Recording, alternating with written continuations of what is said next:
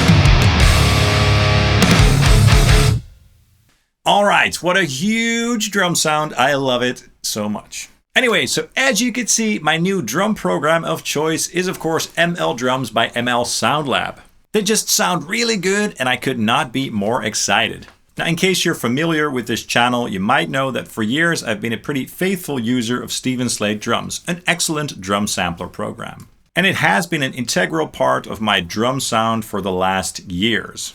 I definitely still think that it's a great drum sampler and I still recommend it. Now, of course, ML Drums is the new kid on the block. And in the past year or so, I did a bunch of reviews of some of their expansion packs and stuff like that. And I really enjoyed working with it. Now, when I recently did a review and mixing tutorial of the latest expansion, the Grid Pack, which you can check out up here or down here, by the way, I started to get really blown away by the sounds that I was getting and the ease of use. The drums just sounded so punchy, clear, and massive, and it was really easy for me to sculpt the tone into my own sound and also build my own kit with all the included kit pieces from the expansions and stuff like that. And so I landed on my own personal kit and mix that you heard in the track just now. On top of that, I also just felt like it was time for a change because I was stuck using those same drum samples for so many years, basically. I just wanted to use something fresh and that was just new and exciting to me. Sometimes it's just good to switch things up as it's easy to stick with something that works, if you know what I mean. I want to be able to grow as a musician and as a producer too. So that was also an important reason for me moving to this new software. Now let's take a quick listen to how the drums sound by themselves. Check it out.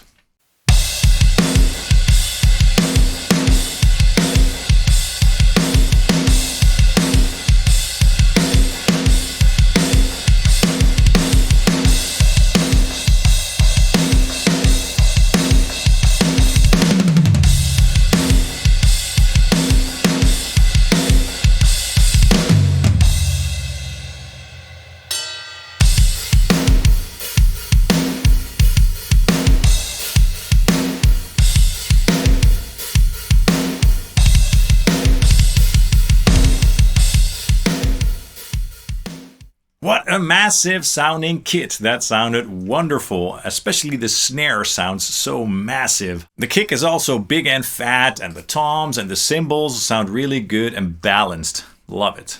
What I also love about the tone is, despite the big and massive sound, that there's still plenty of space for all the other instruments, like the guitars, for example, which of course is an important aspect to this channel and my productions. I also like the size of the kit and the options of kit pieces that you have, like 2 chinas and of course the ride and, you know, the odd little splashes and stacks. And I also like having 5 toms. That's just great. So the kit in itself can be more expansive than my old kits, and that's cool.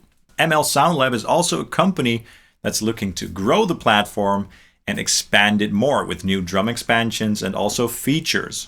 So that's important to me as well. I like trying new things and adding more drums and more options to my arsenal of drum tones. So I'm always excited to see what's next for ML drums, but at the same time I'm also quite pleased with the kit and the mix that I have now. Because with the current available expansion packs and stuff like that, you can really build your own kit already and really go in and find your own sounds. Now, in case you're not familiar with ML drums, here are some things that make it very attractive in my opinion. Number 1, it's really affordable and there even is a free version to try. Number 2, it's very easy to use, but you still can go in depth if you want to. 3, in the mixer of the plugin, there are effects to mix the drums inside the platform, like EQ, compression, and saturation. I personally prefer to route the tracks into the DAW and apply the processing there, but it's really handy to have those options inside the platform itself in case you need it. Number 4, the expansions are really cool. Let me give you an example. The Deluxe expansion features a bunch of snares, some really good sounding snares, but they all have different tuning options. But those are not fake pitch shifted tunings, no. They actually tuned all the drums and sampled them separately. So all the expansion packs basically offer something unique like that. And number 5, as I said earlier, the platform will continue to grow and develop, which is a great thing.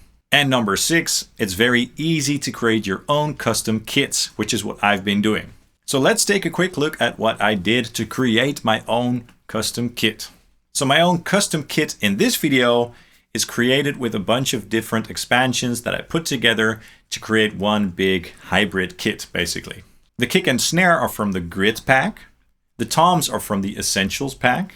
And for the cymbals, I'm using a combination of the Grid, the Essentials, and the meld cymbals. But even though I used samples from the various expansions, the kit still sounds cohesive, and it still sounds like all the kit pieces were recorded in the same session. Now let's do a quick walkthrough of all the samples that I chose for my kit so you can hear how they sound and see which options I chose.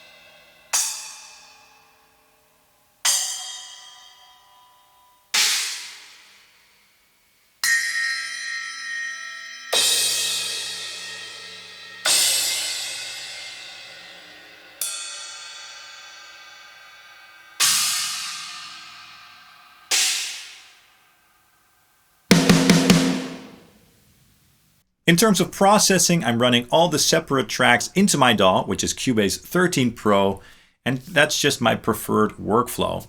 And effects that I like to apply there are things like saturation, EQ, and compression. But of course, you can do this in any way you like yourself to really make the sound your own. When it comes to the programming of the actual drum parts, I never use MIDI grooves or pre-programmed MIDI grooves. I program everything by hand in the Cubase MIDI drum editor. I just like getting creative that way, and I like the control that it gives me over my own music. For the humanization, I use the human function in ML drums, which is great by the way. And also in the DAW, I apply some MIDI modifiers to sort of double down on that. I go over that in more detail in my recent video for the Grid expansion, sort of mixing tutorial. So if you want to learn some more tips and tricks check out that video if you're interested. Anyway, so that's just basically what I wanted to talk about in this video. I hope you enjoyed it. I'm definitely really excited about using ML drums in my future projects. That's all for this video. I hope you enjoyed it. If you enjoyed it, let me know in the comments down below what your thoughts are. And of course, also drop a like and subscribe down below, as that really helps the channel out. I hugely appreciate that. And of course, you can also follow Sonic Drive Studio at Facebook and Instagram. Thank you guys so much for watching, and I hope to see you soon. Cheers.